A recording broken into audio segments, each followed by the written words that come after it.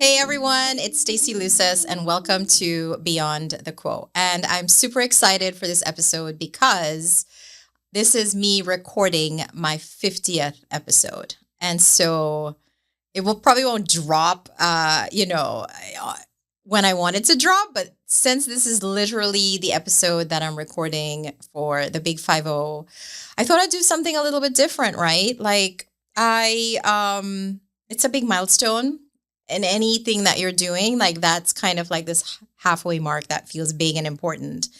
And for dreamers and creators and entrepreneurs and leaders, milestones mean something. And I think a lot of us, we've talked about the fact that a lot of us don't take the time to pause and do that reflection and savor some of it. And I wanted to kind of spend some time today doing that because I thought it's important, right? Like I've had these conversations sometimes with women, with men, with leaders, with people that have gone through some big things and some little things that felt big. And I think every conversation changes me. Every conversation enlightens me, even the ones that I do solo, in my desire to prepare something that's valuable for you and that's interesting for you and that's applicable to the life that you have. And it isn't just, theory.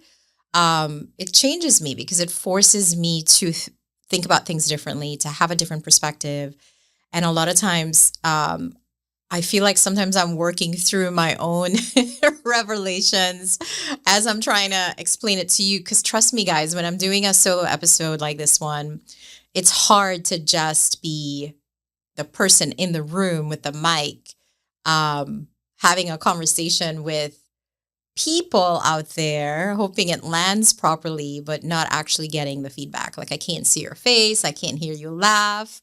I can't see you roll your eyes, right? Like I can't see the reaction to what it is I'm curating and presenting in the world. And that in and of itself, having 50 of those conversations without that immediate feedback that I used to have when I was in corporate is still weird, right? So I think a big part of me starting this podcast, Beyond the Quo, and quo is short for beyond the status quo, really. I took status out. But beyond the quo for me is really this to create this sense of urgency in you, in this community that makes you get out of your comfort zone, that makes you get out of the place that feels good, but not excellent, right? Because a lot of us can stay in that good space for the whole entire rest of our lives and not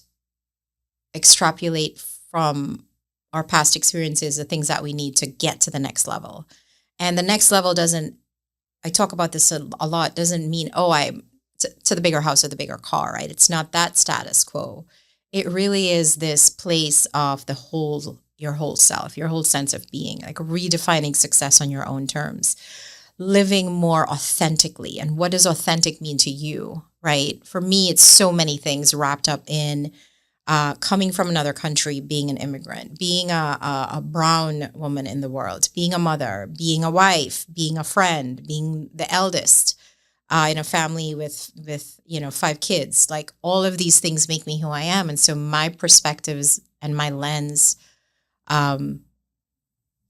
make me who I am, but it's also my responsibility, as it is yours, given your life history and your seasons and your experiences. It's your responsibility and part of your growth and your evolution in the world to learn and grow and always look for a different perspective, because we don't know what we don't know. And maybe what we think we know isn't really the best way to proceed, to move forward with a richer, more fulfilling life that gets us to live up to our full potential. And so really this podcast, this whole vibe is about this mirror. And I always say, well, I wouldn't say I always say, but I've told this story before and I'll just kind of mention it again. Sometimes we have a streak of mud or dirt on our face. And if we're looking in the mirror and cleaning the mirror, trying to get that mark off, well, that's just insane, right? A lot of times we have to go within, And whether that's our mindset or evaluating our relationships, evaluating our leadership skills, our competencies, our triggers, our limitations, the things that hold us back, but also maybe it's the things that propel us and we haven't given it enough attention. Like the whole goal of all of the guests that I bring on here, all of the conversations I design for you, um, is designed to shake you up out of that status quo, right? Give you a different frame of reference, take you from living a level 5 life that feels comfortable to maybe a 7, 8, 9 that feels incredible, and not missing the opportunity and the windows to do that. So every single episode that I've had these past months, it's coming up on a year. I didn't have a milestone birthday, but I did have a birthday last week. So I'm a year older. I don't know, maybe necessarily I am a year wiser because of a lot of the experiences the past year. But a big part of this learning for me and this growth for me has been that every single episode has cracked me open a little bit more. And I know from the feedback that I get, from the texts I get, the laughter, people sending me memes in reaction to an episode or something that I said. I think last episode I said something about I was with my co-founder for one of our businesses. It started with hot tea and conviction. And somebody was like, we immediately need to get a t-shirt that says, I'm living my life and I'm starting with hot tea and conviction. And so a lot of these episodes I know are cracking open things inside of a lot of you. And one, I love to hear about it. But two, I want to reflect back. I want to reflect back on the last couple of months. And I want to talk about 10 truths, some of them hard, that I've learned and that I've shared with you from 50 conversations. Not the Instagrammable ones, not the meme-worthy ones, not the ones that we hear all the time, right? Like there's a silver, behind every dark cloud, there's a silver lining. I mean, there is, but we want to talk about the sticky ones, the ones that are designed to shake you up, the ones that feel a little bit gross in your chest because you know there's a truth there that's an uncomfortable reaction, and it's causing some kind of movement of energy in your body that feels not quite comfortable. And some of us shy away from that and some of us dig deeper. Because here's the thing, right? We can read all the books we want. We can listen to a million podcast episodes. We can attend conferences. We can hire the coaches. But until you start learning your truth, living your truth, making those 2 millimeter shifts I talk about, none of this matters. When I worked in the federal government a couple of years ago, we did strategic planning and we would do these beautiful, curated, targeted, precise strategic plans for hundreds of employees. And sometimes it became shelfware because it was not being implemented. Nobody was accountable for it. There were no gold champions. So we want to go today. I want to go a little bit beyond the highlight reel. I want to go a little bit beyond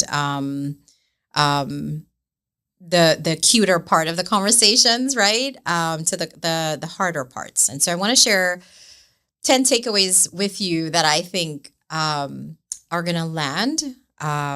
And yeah, it's my gift to you, my recap, if you will, of the 10 things I learned that I know for sure, a lot of you, some of these really impacted you and have shifted the way that you show up in the world. And I love that. I love that we get to do that together.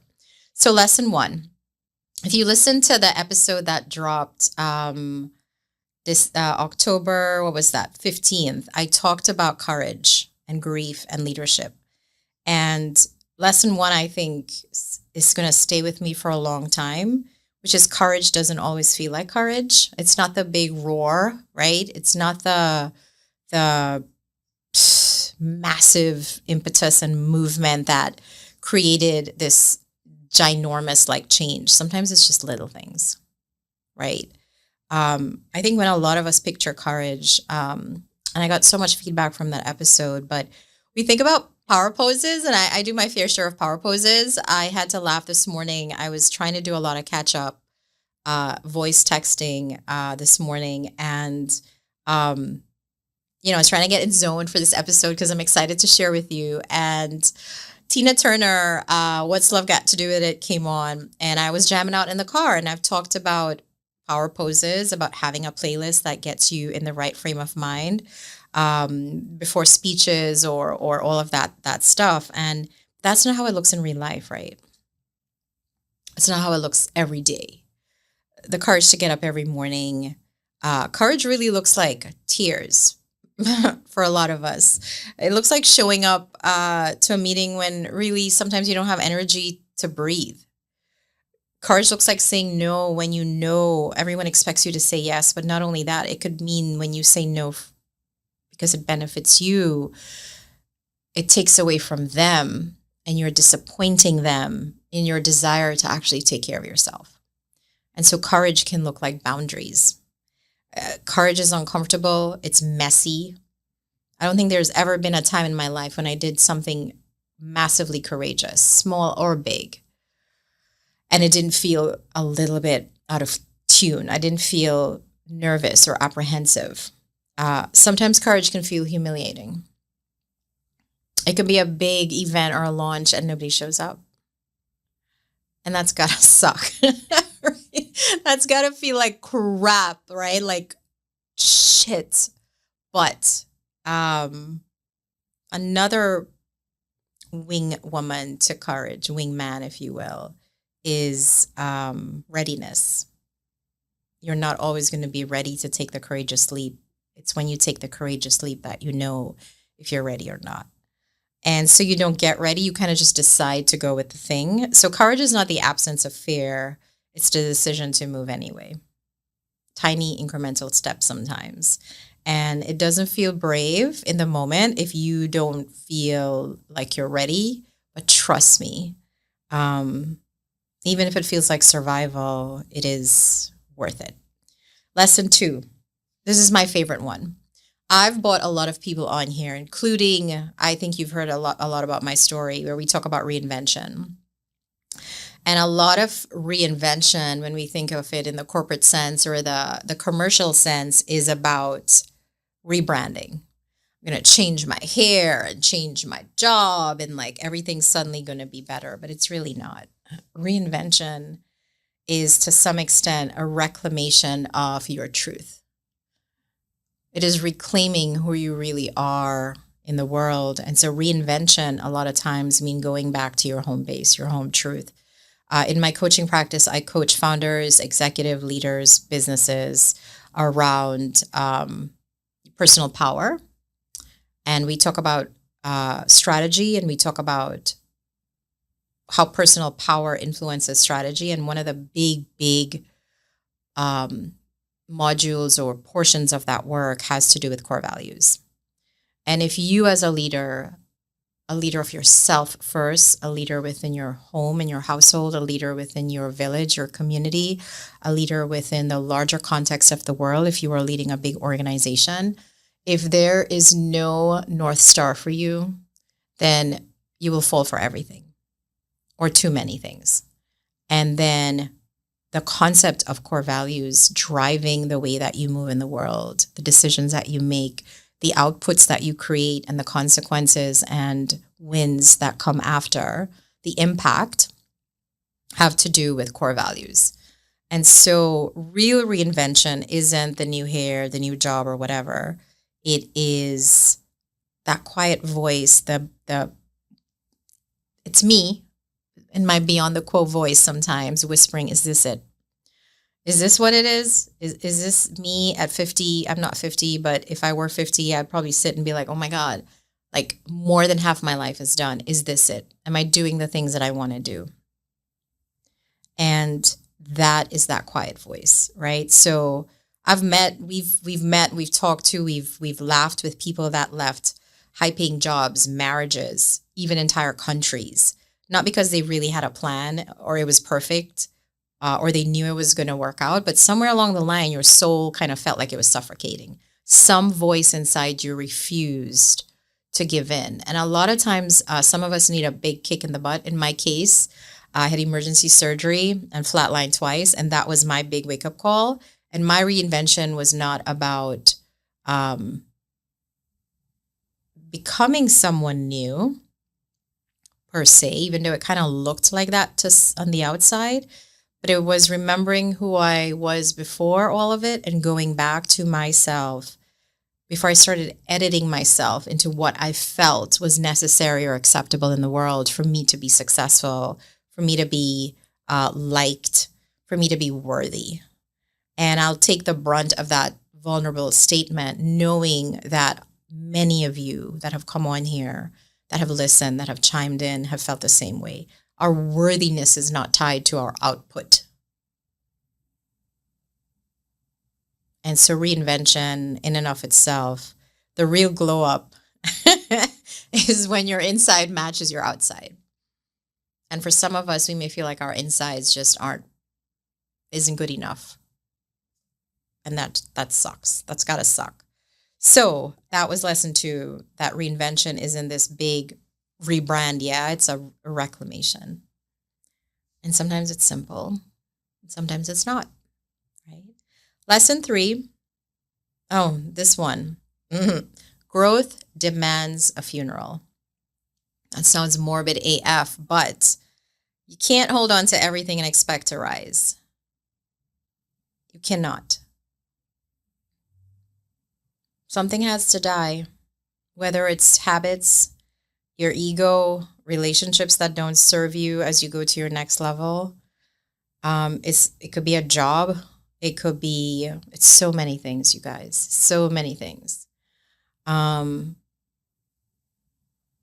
some of these identities that we've curated and created that serve us so well, that pay us a lot, that help us travel the world, that takes the true best years of our life, and nothing is wrong with that. Nothing is wrong with that. But if you really want to grow in a way, evolve in a way that you've never done before, some of these anchors have to go, and some of these patterns. And yeah, it's going to feel gross. If you want to have the body that you've never had, you're going to have to do different things that you've never done. And the grossest part of this is maintaining consistency. And I think that's the hardest part, because it's always easier to choose the thing that doesn't serve us best for whatever reason. I don't know. I'm not going to sit here and tell you I have the answers, but what I do know is that my growth and the guest growth and people that have chimed in who've grown the most, learned the most, it came from grief. And so you can grieve the comfort of who you were. You can grieve that paycheck you left behind. You can, grieve the certainty of that identity that gave you a sense of purpose in the world. A lot of us, if you're like, hey, so who are you? You wouldn't say, people say, oh, I'm a lawyer, or I'm a doctor, or I'm insert my profession here. And that's really not who we are. So when my own body flatlined from burnout, part of me looks at it in the way right now that it wasn't just exhaustion and neglecting kind of the parts of me that I wasn't paying attention to, but it was kind of my identity dying also. The version of me who lived for that validation and who mistook productivity for worth and defining my success on the levels, how quickly I could go up those levels and serve, it wasn't serving me. It wasn't serving my core values and who I wanted to be in the world, who I wanted to be for my children or my spouse or my friends. And so I couldn't carry everything with me. In my case, I had to leave my job. We left our house in DC. We left a lot of people that we loved who thought we were super crazy, and we moved to Florida. And so for me, it looked like it was a whole big chunk of things, but my story was kind of dramatic. But for a lot of us, in the day-to-day work that I do with clients, it is the small habits. It is the boundaries. It is who are you in this moment? What are you willing to accept? And then making decisions and sticking to those. That's where that little grieving comes in. Because for some of us, it felt really sexy, really amazing. But it didn't serve us, right? Lesson 4. Oh, I love this one. Self-trust is the highest form of leadership. I talk a lot about the fact that we have lost integrity with ourselves. Sometimes the you in you doesn't have faith that you will stick to your word, because you haven't done so in the past. Whether it's with your health, your spirituality, your relationships, the decisions that you make, the lack of sleep, the lack of managing that calendar, bleeding out for everyone and with an empty cup, you don't have integrity with yourself. And so therefore, I don't think you can really lead properly anyone else if you can't lead yourself. You know, when I did Tony Robbins many years ago, he talked about staying in state, and he talked about the physiology and the psychology of this triad, where you manage your state, you manage your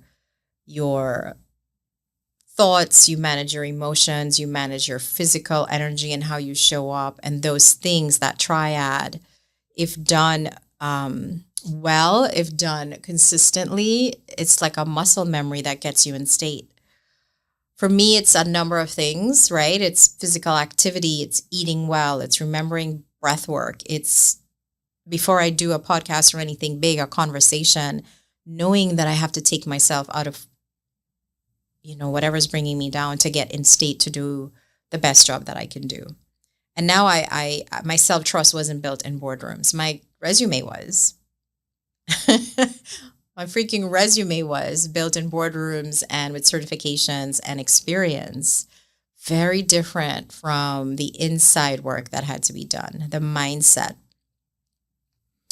the shift in identity, the understanding what my triggers were and why, and seeing it for what it was. So a lot of times, self-trust is going to be built when you say no and you mean it. And many people will look at that as being selfish. One of the exercises I do with clients is I have them fill out this worksheet, yeah? And it says, there's a number of different things on it, but one question that stumps everybody is, what do you think of the person that leaves at 5 p.m. when it's an office that typically people stay till 7, 8? Or what do you think of the person that when you say, hey, this last minute thing came up, can you do this for me? And they're like, no, I actually have a lot going on and I cannot. What do you think of them?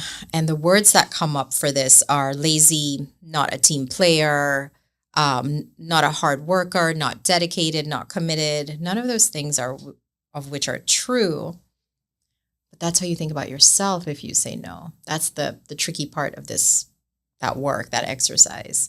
So really that reflection of the way that you think about others when they put in place a boundary that you yourself will say that about yourself, it's icky. Ugh. You can't see my face. I'm making like an icky face, but yeah.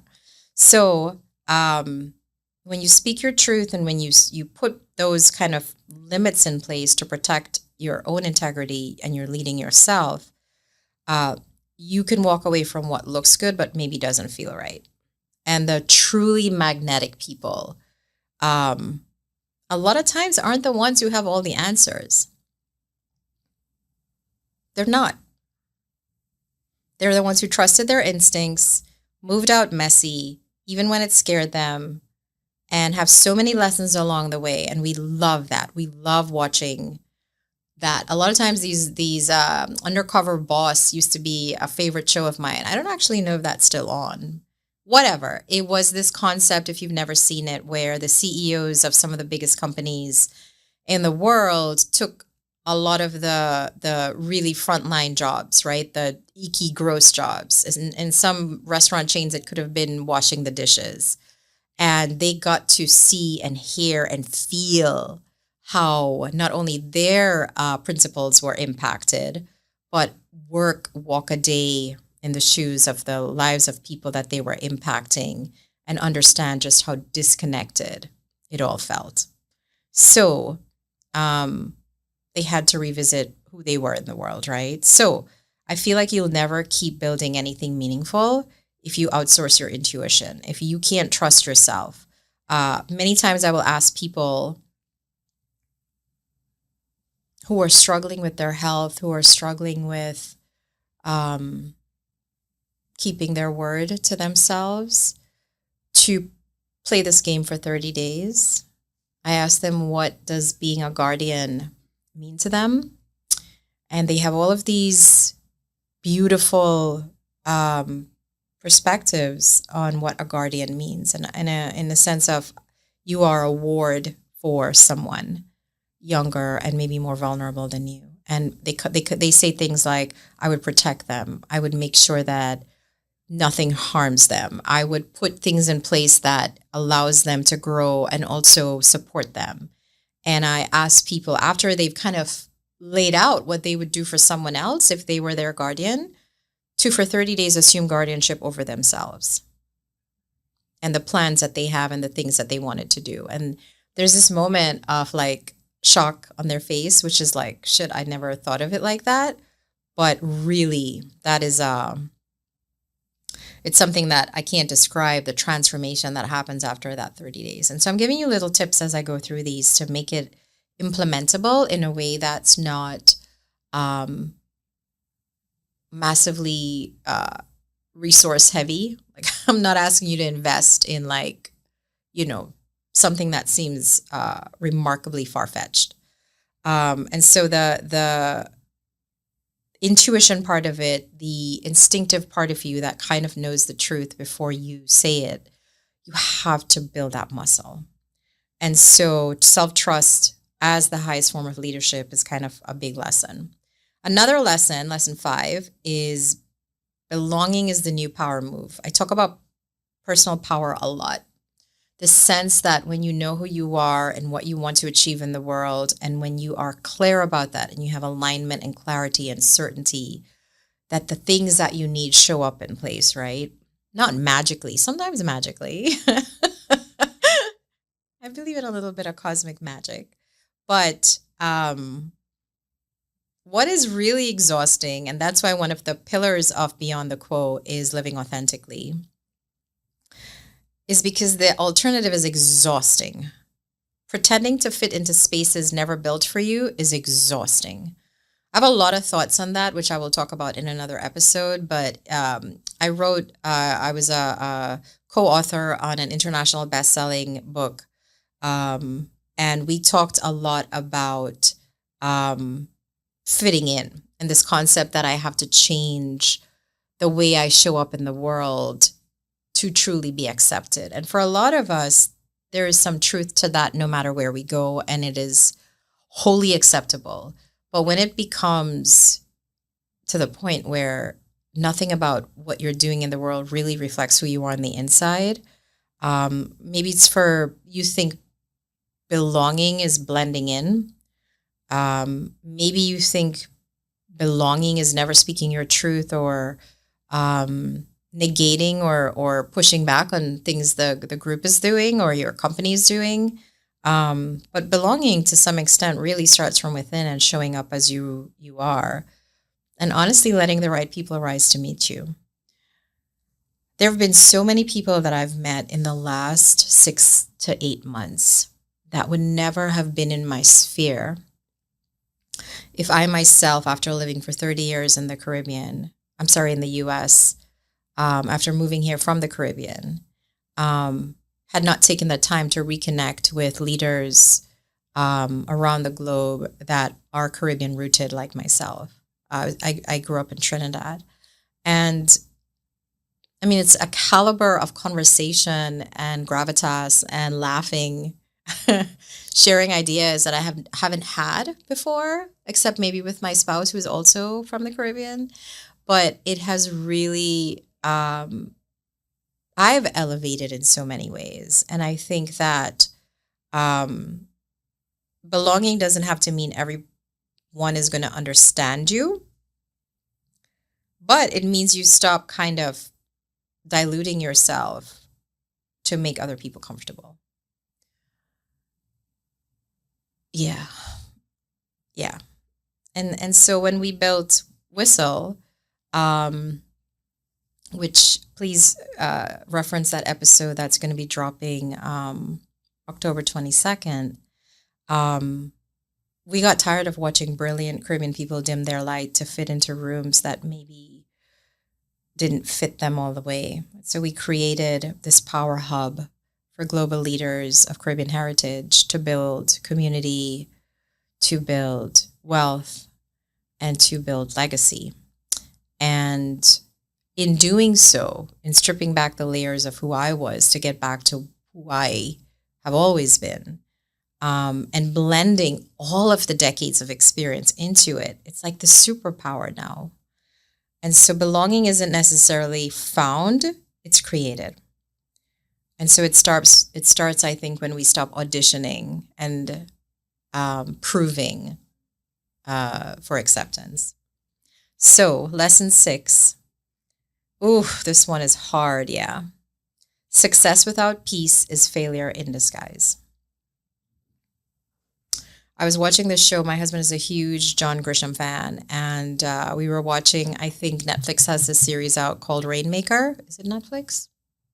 Oh, shit. I don't know if it's Netflix, guys. Whatever. It's called The Rainmaker. And him and his girlfriend graduated law school, and she's making all of these decisions to be successful, to be taken on the company jet, to have the title, to have the office with the views of the city and so forth. And really, there's this internal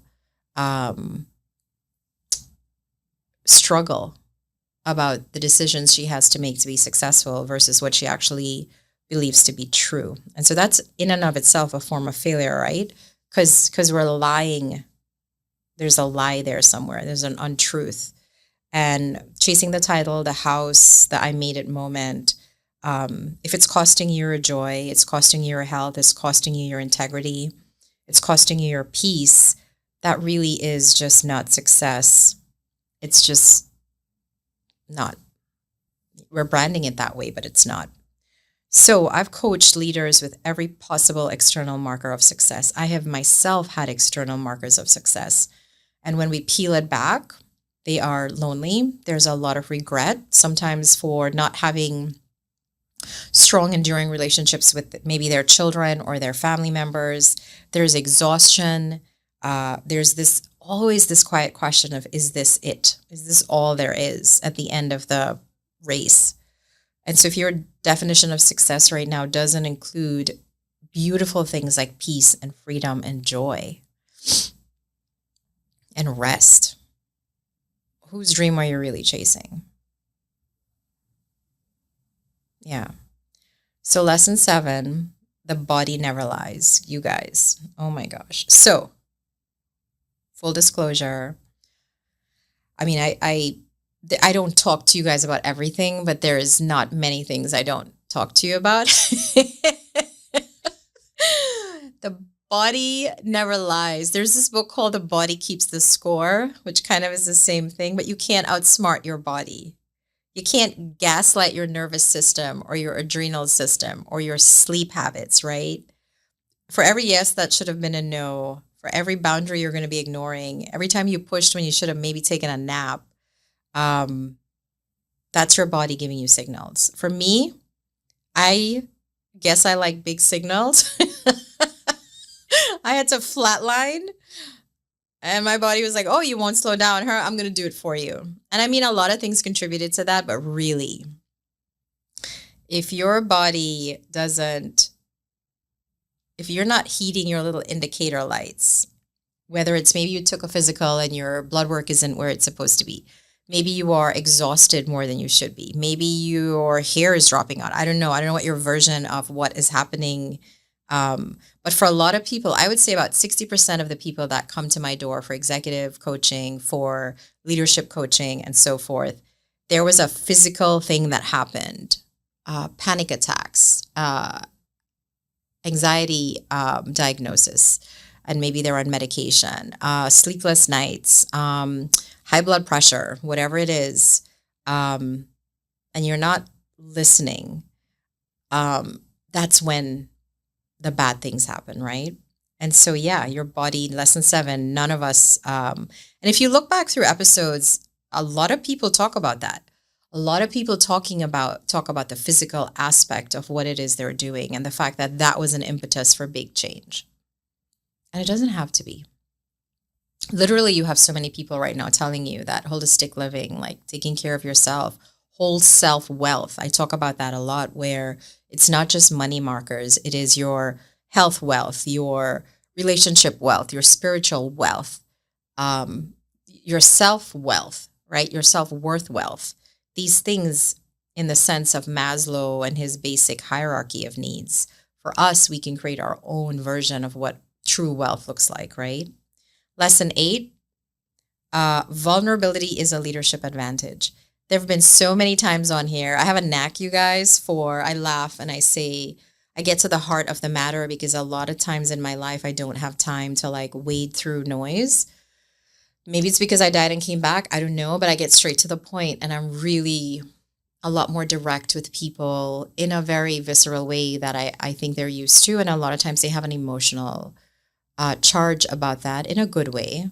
But I like to say I warn people. I'm like, look, I think you're going to cry. And they're like, no, hell no. And then it happens. They get emotional. And I think that we live in a culture that's really obsessed with optics and the real, REEL, and the real is that not everybody's polished, filtered, perfect. And so I think the biggest impact makers in the world today are people that tell the god-awful truth. How messy it is to be a founder, how insane it is to be an entrepreneur and chase your dreams, how exhausting it is sometimes to love your children and your parents and still feel like you just need to run away. And so when they tell us and they share at the highest level of their leadership moment that they're figuring it out, that they've messed up, that they're scared but showing up anyway, that they're reevaluating, are they the right fit for roles, that for companies and things that maybe they created, it sends a powerful signal to us that it's okay for us to do the same thing. And humans by nature, we follow a leader. I mean, a lot of us like to think we are leaders, and yes, we are, but not for everything. It's okay to be followers to people that are doing it better, right? So a true truth that I've learned is vulnerability doesn't make people lose respect for you. It makes them trust you. It makes them want to go further with you. It makes them want to go deeper with you. A lot of times, a lot of the work that we're going to do in the membership community that we're building is have events where we curate leaders that have done big, amazing, important things. And we get to hear that insider access, that behind the scenes, that vulnerable side of them, the raw part of them that brings this to the forefront. And from there, we can extrapolate the beautiful lessons that we can maybe take one or two of those and use within our own situations and circumstances that will change how we show up, right? So I like to say people's vulnerability and their transparency sometimes is somebody else's permission slip. Like, hey, you don't have to have this all figured out before you go big, right? Lesson 9, culture is imperative. When I say culture, I mean your vibe does attract your tribe, right?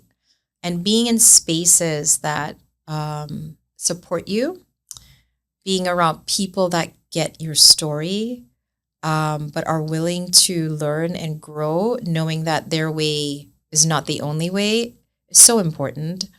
I know a lot of people who are creatives, and I myself am a creative in the sense of my writing is my outlet, and that's a creative part of me that I put to the side for a long time because I was using my writing for corporate, which isn't bad. It's my bread and butter. But going back to writing as an art form, as a way to influence, as a way to inspire, as a way to even create the scripts for these podcasts has been so rewarding. And being in rooms with writers and being in spaces with people that are founders, being in the culture of the thing, even when I did masterminds with high-level communities, the energy and the vitality and the culture and the vibe they bring to it makes a difference in your outcome, your effectiveness, and your authenticity. So I think that don't come at it from a place of scarcity. And the parts of you that you're hiding to fit in, really just let it out. Go find your people. My daughter is an artist, so she's going to be 19 soon, and she loves anime and Japanese culture, and she's fluent in Japanese. And we really curate and encourage her to seek spaces that give her that cultural sense of fit, that puzzle piece that's missing for her in all the other parts of her life. And I just love watching that sense of security and belonging shape and shift and strengthen all the other things that she does in the world. I really, really do. Lesson 10, final lesson. Purpose evolves and so should you. I used to do strat planning for tens of thousands of people. And every 4 years we do a strat plan. Every 4 years we revisit the vision statement, the mission statement, the strategic objectives. The purpose of the organization changes. Maybe not the vision, but definitely what they're going to focus on for the next 4 to 5 years shifts, because we have to keep up with macro trends, micro trends, right? We have to keep up with what's happening in the world and make sure that the way that we are moving the company objectives and the budget and what we're focused on is shifting and bending and pivoting to meet the environment where it is and our customers where they are. And I think for a lot of us in our lives, in our relationships, in our personal sense of who we are in the world, we forget that we have to do the same thing. And a big part of leading yourself is understanding that maybe your purpose is shifting, but you are doing the same things instead of striving to understand what the next level of your evolution is. And so when I started Beyond the Quo, right, my goal was really simple, is tell stories that help leaders rise. And I think along the way, as I've had these conversations and these lessons and these learnings, it really struck me that it wasn't just a podcast. It was building that mirror, but also building a bridge that could get you from where you are and get me from where I am to where I want to be. How do I close the gap elegantly, practically, right? Because we all have to be practical. There's only so much time in the day, right? And it's really a mirror and a bridge for anyone that's ever felt like maybe they were not enough or too much, or quietly burning out while achieving things that other people gave them so much accolade and flowers for. And to understand also the biggest lesson is purpose isn't some final destination. It's not like you're going to arrive one day and magically understand this is the end. It's a moving target. Much like those strat plans try to keep up every couple of years with what's happening in the world, you have to shift so that you can grow. For a lot of us, so that we can heal and remember what truly matters, right? So stop trying to find your purpose. Just kind of try to become the person that is just living their purpose. You know, a lot of times we think it has to be some big monumental thing, but it really doesn't. So closing, the human behind the mic, right? 50 conversations later, here's some things I know for sure. The biggest one is I don't have all the answers. I never will. I never will. Courage isn't always something that is massive, and it doesn't always roar. Leadership isn't always polished and sexy. Growth is messy. It's not going to be amazing. It hurts. Growing hurts. There's a reason growing pains is like something people say. Reinvention breaks things. You got to kill some things to fly. Like you let some things go to fly.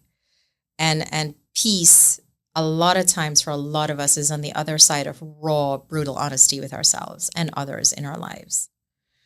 And so if this show, this community, the people that have been on here have taught me anything, it's that we're all maybe a little bit braver than we think. We're all a little bit more amazing than we give ourselves credit for. And we just need a reminder a lot of times that we're not alone on the struggle bus.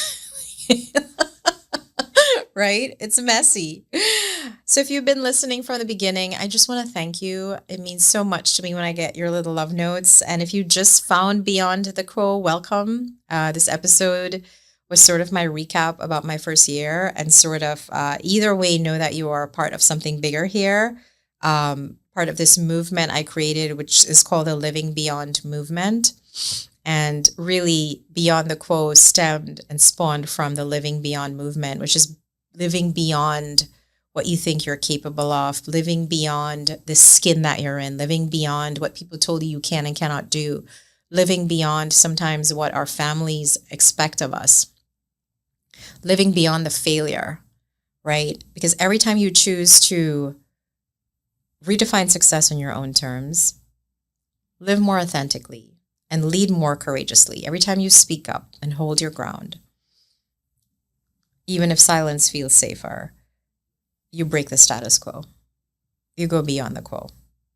So 50 episodes down. Hopefully I do 50 more episodes, right? I think we're just getting started. I love the lessons I've been able to curate for you.